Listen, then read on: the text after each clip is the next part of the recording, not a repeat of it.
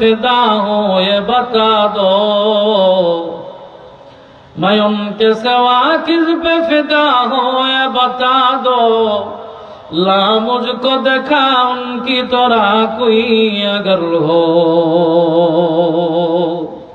আবু বকর চিন্তা করে দেখতেছে এই দুনিয়ার ভিতরে ইবনে দাগিনা কোন মানুষ রচিত কোন প্রকার গান আমার দরকার নাই।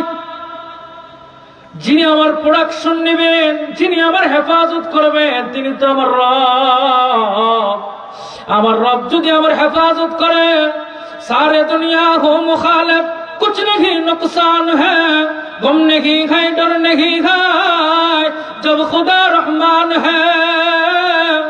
যদি রব্বে কারীম আমার জন্য রহমান হয়ে যায়, সমস্ত দুনিয়ার কাফের মুশরিক যদি আমারে চায় দুনিয়ার ভিতরে বিদায় করে দিবে, আল্লাহ রাব্বুল আলামিন যদি চায় বান্দা আমাকে দুনিয়ার ভিতরে রাখবে, तमाम দুনিয়ার কাফেররা একত্রিত হয়েও আমার কিঞ্চিত পরিমাণ তারা ক্ষতি করতে পারবে না।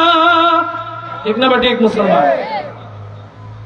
সমস্ত দুনিয়ার কাফেররা যদি একত্রিত হয়ে যায় মুসলমানকে দুনিয়ার থেকে চিরতরে বিদায় করে দিবেন। আমার আল্লাহ যদি বলে বান্দা দুনিয়ার কোন বড়ার গাড়ির তোমার দরকার নেই, বডিগার্ডের তোমার দরকার নাই, আমি রব্বে কারীম তোমার জন্য রহমান হয়ে গেলাম, দুনিয়ার সমস্ত কাফের আমার কিঞ্চিত পরিমাণ বাঁকা করতে পারবে না, শরীরের লোম কিঞ্চিত পরিমাণ তারা আমার বাঁকা করতে পারবে না, তারা আমার চোখে মুখে কোনো আঁচড় দিতে পারবে না, তারা আমার চেহারার ভিতরে কোনো আঁচড় দিতে পারবে না, তারা আমার দেহের ভিতরে কোনো আঁচড় দিতে পারবে না। কথা ঠিক না বেঠি? হযরত আবু বকর চিন্তা করলেন দুনিয়ার মানব রচিত কোন প্রকার গান আমার দরকার নাই।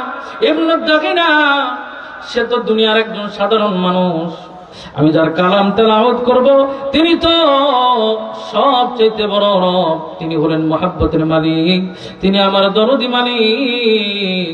ওই মালিক যদি আমার হেফাজত করে দুনিয়ার কোন বাদশার ক্ষমতা নাই, দুনিয়ার কোন মুশরিকের ক্ষমতা নাই আমার কিঞ্চিত পরিমাণ তারা ক্ষতি করবে।